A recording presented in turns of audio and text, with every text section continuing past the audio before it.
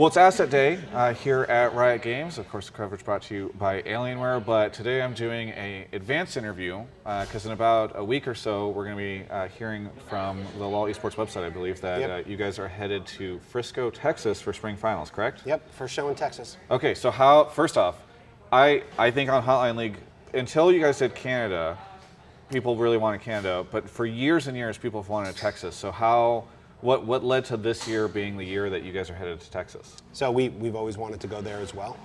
It's been, there's a lot of logistical pieces that go into a show, and some of them aren't related to how do we get equipment into a state or will people come to the show, but there are legal and tax and all sorts of ramifications that come up. So we spent years working with our folks internally to open Texas up so that we could bring a show there, and we have finally crossed the line and we're able to go. Yeah. So I think for a lot of people, especially those in North America, they think Texas and they're like, okay, Houston, Dallas, Fort Worth, Austin, maybe San Antonio. Frisco, I've heard every now and then. Where is Frisco in Texas, and why'd you choose that city? Frisco is just a little bit north of Dallas, so it's Dallas adjacent, and we'll be at the Star at Frisco, which is the Cowboys training facility there. They've built a little city right around it, so there's all hotels in the area. Complexity Gaming is right across the street, and we've been in touch with them. They're going to be hosting us while we're there as well. Lots of great activation space, great hotels for fans to come in, really easy to get to. It's an easy drive, it's an easy flight into Dallas-Fort Worth, so we think it's going to be a great location in Texas for our fans. Now in the past, I'm especially thinking of Miami, you guys have tried to really embrace like the culture of the location as part of the show. Is this something that you guys are talking about doing with this as well? Is it going to feel very Texas? Are we going to see the players ride in on horses and bulls and stuff? Yeah. So probably not that far, but yeah, certainly our creatives as they go through and try to figure out, what's our activation and fan areas going to look like, what's the concourse going to look like, what are the things we're going to do around it. Certainly Texas and kind of Western and Southwestern culture are things that we're going to be looking at really heavily. Yeah. When are tickets going available for this? Are you able to say? We're looking right now at the PR person. We don't know yet. No, I don't know offhand. Okay. Yeah. Hopefully soon. Yeah. But we do know the dates. We do know the dates. We are April 12th and 13th. Are we the week after? All right. We're April 19th and 20th. Okay, yes. Well, to your credit, I know that you guys you've released those dates for the finals already, I think on the website, so I was just double checking, but I understand sometimes things are in flux. Yep.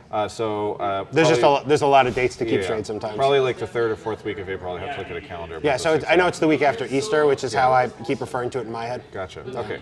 So people can start to block that out right now. Yep. Head down there. So one of the things that, and I know you already kind of addressed this in the format post, but there's not. So last year you didn't have a third, fourth place match.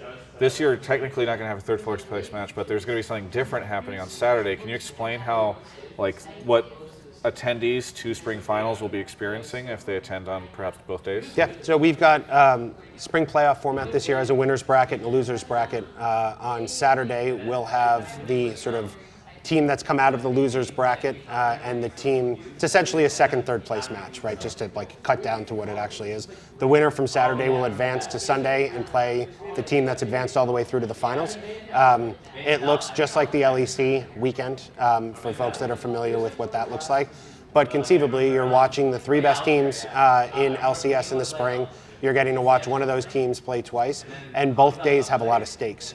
So in the past, people have shown up and said the third, fourth place match is not that exciting because, especially in spring, it had some Rift Rivals implications, but past deciding who's going to go to Rift Rivals, the third, fourth place match didn't mean anything.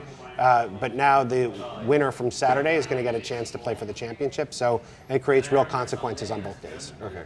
So that's kind of fun because if you go on the first day, you can come back on the next day and find out how your team does, whichever one made it through. Yeah. That's kind of cool.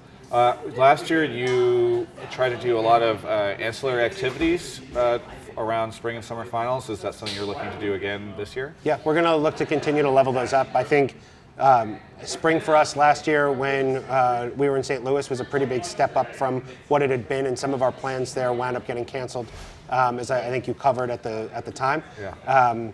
I think you were in Detroit. The fan activation area in Detroit was a huge step up from anything we've done in the past, and we're going to look to continue to build on that. We want people to be able to show up. If game time's at 3 o'clock, we want you to come out at noon and hang out with a bunch of other league fans and meet some pro players. And last year in Detroit, Steve came out and was throwing subs into the crowd, and there was a whole activation area with 100 Thieves where you could go and meet Mo and meet Nate Shot and kind of hang out, and there were a bunch of other things going on. We want that to increase every year. It's our own mini fan festival every time we take a road show out in North America. So it sounds like there's a lot of reasons to come out for Spring Finals this year in Frisco. Yes. Okay, awesome.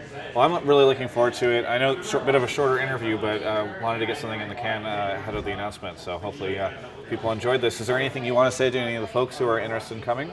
As soon as they go on sale, buy your tickets, come out to Texas. It's going to be a great show, lots of stuff to do, and hopefully you're watching 2 great best-of-5 series. Yeah.